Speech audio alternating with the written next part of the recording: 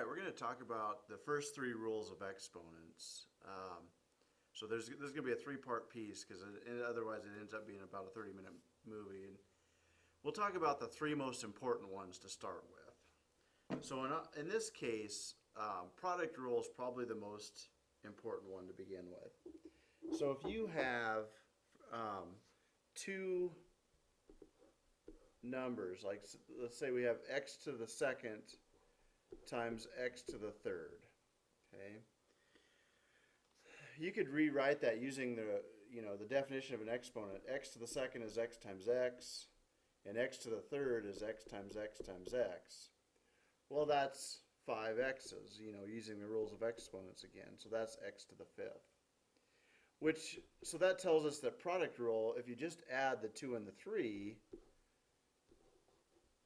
x to the fifth is what we should come up with. So generically, x to any power times x to another power is always going to be x to the m plus n power. Okay, so that's the product rule. Quotient rule is the same, only with division. Quotient rule, if you have, let's say we did the same thing. Let's stick it back to red. So let's say you had x to the fifth over x to the third. Okay. Well, with quotient rule, we could kind of do it in a similar manner. We'd need 5x's on top using the definition of an exponent, and then you'd need 3x's on the bottom. Well, this is telling me if, we know that if you take x divided by x, you get 1. So, and 1 times anything is 1. So all of these, x and x, that crosses out to become 1. So it's gone. This x and this x are gone. And this x and this x are gone. And so you really have x to the second power, if you simplify that. Well, if you look at the numbers from the beginning, x to the fifth divided by x to the third, 5 and 3 subtract to 2. So this is the same as, and I'm going to work it this way, it'd be x to the 5 minus 3, which we know is x to the second power. Okay. So a generic rule for that then would be similarly, I'll just kind of put it up in a little bit here. If you had x to the m power over x to the n power, that's the same as x to the m minus n. Now we're going to do power to power rule, but let's go ahead and expand on the quotient rule just a little bit, because I don't typically like when you subtract when you do these, because it leads to error too often and negative exponents, which we're not going to talk about yet.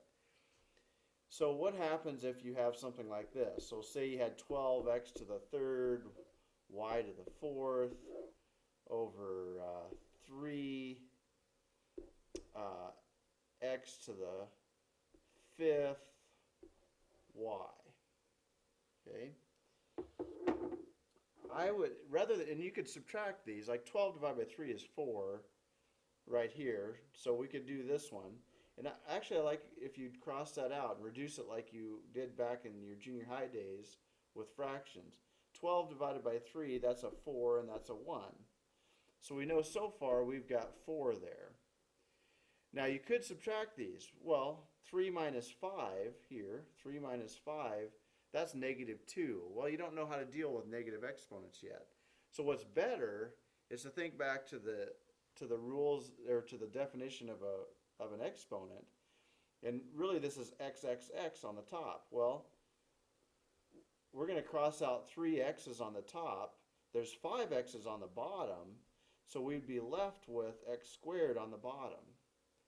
And now the y, and so far we've got something like this.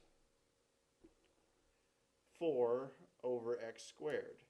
Now the only thing left is this y. Well, this, if there's no exponent with the bottom y, if you notice there, that y doesn't have an exponent, we'll put a 1 there.